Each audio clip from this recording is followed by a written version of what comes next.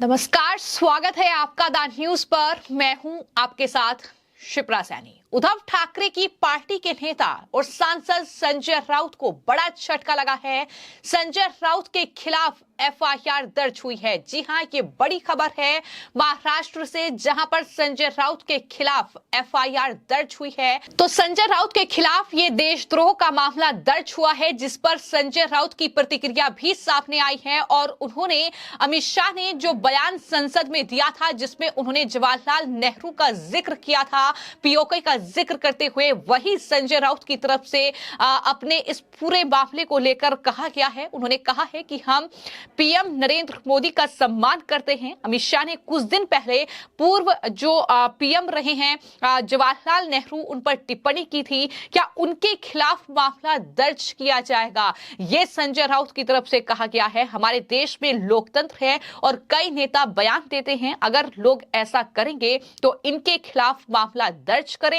फिर उन्हें यह कहने का अधिकार नहीं है कि उन्होंने आपातकाल के खिलाफ लड़ाई लड़ी। तो इस तरीके से संजय राउत के जो बयान हैं वो सामने आ रहे हैं, क्योंकि मुश्किलें संजय राउत के लिए अब काफी ज्यादा बढ़ चुकी हैं। देशद्रोह का ये मामला, जिसमें संजय राउत अब जेल भी जा सकते हैं।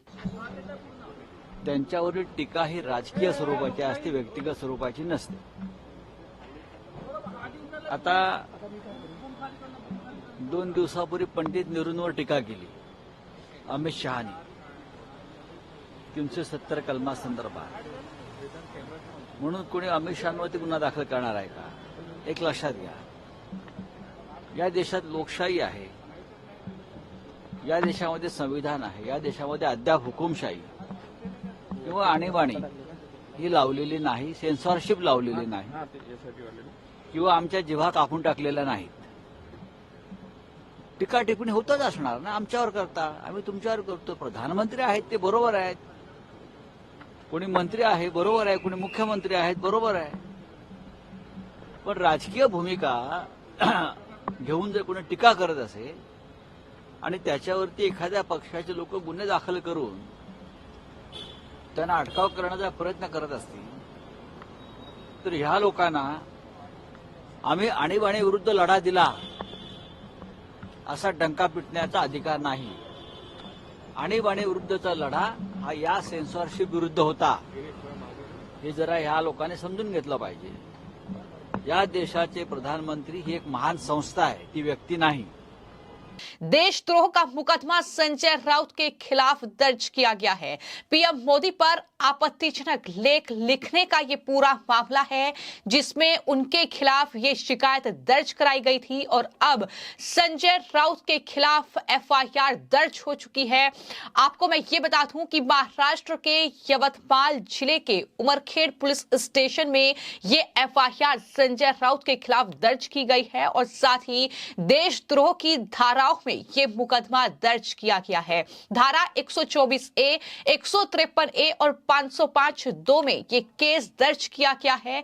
पूरी खबर की अगर बात की जाए तो मुखपत्र साफना, जिसके एग्जीक्यूटिव एडिटर हैं संजय राउत, उन्होंने दरअसल साफना में एक लेख लिखा था, जिसमें प्रधानमंत्री नरेंद्र मोदी पर आपत्तिजनक टिप्पणी की गई थी। आपत्तिजनक शब्दों का इस्तेमाल पीएम मोदी के लिए किया गया था और इस लेख लिखने के मामले में ही उनके खिलाफ ये मुकदमा दर्ज किया गया है। तो जाहिर तौर पर संजय राउत के लिए बड़ा झटका है। हमने देखा कि संजय राउत किस तरीके से बेबाक अंदाज में देश के हर मुद्दे पर अपनी राय रखते हैं, लेकिन जिस अंदाज में वो बात करते हैं और जिस तरह की उनकी बयान होते हैं, वो कहीं ना कहीं कई लोगों को ठेस पहुंचा जाते हैं। और पीएम मोदी के लिए अक्सर संजय राउत इस तरीके के बयान देते रहे हैं, चाहे फिर वो प्रधानमंत्री को तानाशाह कहना हो, फिर चाहे वो हिटलर करार देना हो। और अब उन्होंने मुखपत्र साफना में ये आर्टिकल लिखा है, जिसमें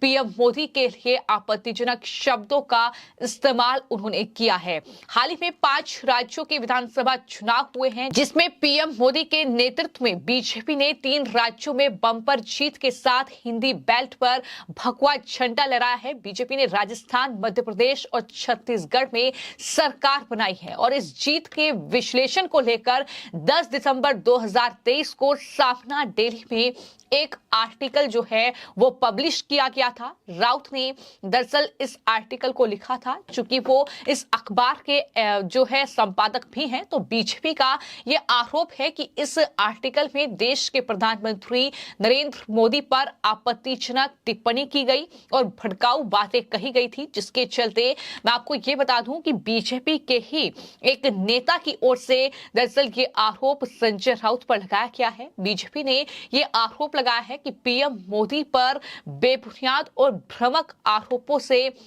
वैश्विक स्तर पर देश की छवि खराब हो रही है। जिस तरीके से संजय राउत लगातार प्रधानमंत्री के खिलाफ ये बयानबाजी कर रहे हैं और इस वजह से ही बीजेपी के जो जिला संयोजक हैं नितिन फूतड़ा, उनकी तरफ से दरअसल यवतमाल जिले में उमरखेड़ थाने में संजय राउत के खिलाफ ये शिकायत दर्ज कराई गई थी और इस पूरे मामले में अब उनके खिलाफ एफआईआर दर्ज हो चुकी है। संजय राउत लगातार उनकी मुश्किलें बढ़ रही हैं। ये सिर्फ एक मामला नहीं है, बल्कि इससे पहले कई ऐसे मामले हैं जिसमें उनके खिलाफ शिकायत दर्ज हुई है या एफआईआर दर्ज हुई है। फिर चाहे वो हमास और इजराइल के बीच युद्ध को लेकर जिस तरीके से इजराइल पर संजय राउत की टिप्पणी थी, उसको लेकर इजराइल के जो वरिष्ठ लोग हैं उनकी तरफ से शिकायत दर्ज कराई गई थी संजय राउत के खिलाफ। भारत सरकार से उन्होंने शिकायत संजय राउत की थी, चाहे वो मामला हो, चाहे फिर पीएम मोदी को हिटलर कहना हो। और इससे पहले पीएमएलए के एक मामले में संजय राउत जेल जा चुके हैं। कई हफ्ते उन्होंने जेल में बिताए हैं, उसके बाद वो जमानत पर बाहर हैं। लेकिन अब ये नया मामला जब संजय राउत ने अपनी भड़ास पीएम मोदी पर इस तरह से निकाली है, जो सावना में उन्होंने लेख लिखा है उसमें पीएम मोदी के खिलाफ आपत्तिजनक शब्दों का इस्तेमाल किया है और इस पूरे मामले को लेकर पुलिस अधिकारी की ओर से ये जानकारी दी गई है कि आईपीसी की धारा 153 ए 505(2) और 124(a) के तहत ये देशद्रोह का मामला है। यानी इसमें अगर कार्रवाई संजय राउत पर होती है तो कड़ी कार्रवाई हो सकती है, संजय राउत जेल भी जा सकते हैं।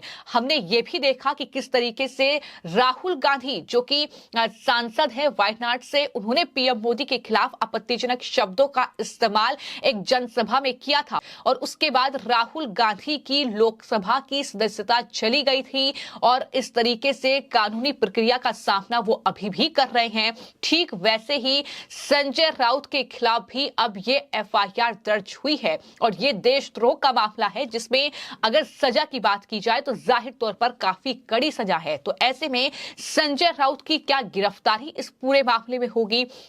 चूंकि देश में आने वाले वक्त में चुनाव है, 2024 का चुनाव बेहद करीब है। एक इंडी अलायंस जो है वो तैयार विपक्ष की ओर से किया गया है, जिसमें तमाम विपक्षी पार्टियां शामिल हैं और कोशिश यही है कि इस विपक्षी गठबंधन के जरिए पीएम मोदी को हराया जाए। जिस तरीके से 3 राज्यों में बीजेपी ने % जीत हासिल की है और कहीं ना कहीं कांग्रेस पार्टी और इंडी अलायंस को एक बड़ा झटका दिया है, क्योंकि संजय राउत ये कह रहे थे कि अगर कांग्रेस पार्टी इन राज्यों में चुनाव जीतती है तो ये सिर्फ कांग्रेस पार्टी की जीत नहीं होगी, ये इंडी अलायंस की जीत भी होगी। लेकिन अब जिस तरीके से कांग्रेस पार्टी को बड़ा झटका लगा है, 3 बड़े राज्य कांग्रेस पार्टी के हाथों से खिसक गए हैं, उसी को लेकर सावना में ये लेख, ये आर्टिकल जो है वो संजय राउत की तरफ से लिखा गया, जिसमें उन्होंने बीजेपी की जीत का विश्लेषण करते हुए ये आर्टिकल जब उन्होंने 10 दिसंबर को लिखा तो उसमें एक रोक ठोक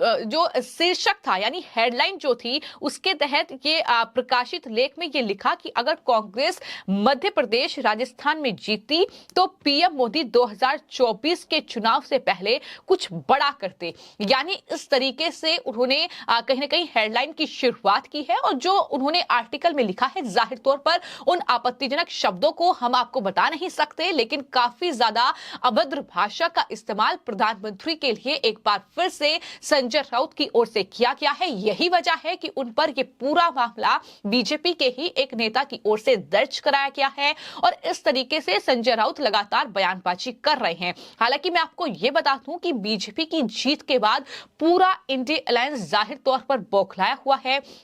एक कहीं ना कहीं बहुत बड़ा झटका इंडिया अलायंस के लिए भी है, क्योंकि उनकी उम्मीदों पर इन 3 राज्यों के चुनावी नतीजों ने पानी फेरा है। पीएम मोदी को जो हराने का वो सपना देख रहे हैं, वो सपना कहीं ना कहीं चकनाचूर होता नजर आ रहा है। जिस तरीके से ये प्रचंड जीत बीजेपी ने हासिल की है और इस जीत का सीधा असर जो है वो 2024 के लोकसभा चुनाव में देखने को मिलेगा और यही वजह है कि इस तरीके की बौखलाहट जो है वो देखने को मिल रही है। कभी ईवीएम पर दोष मढ़कर तो कभी बीजेपी पर यह आरोप लगाकर कि ईवीएम के साथ छेड़छाड़ी की गई है।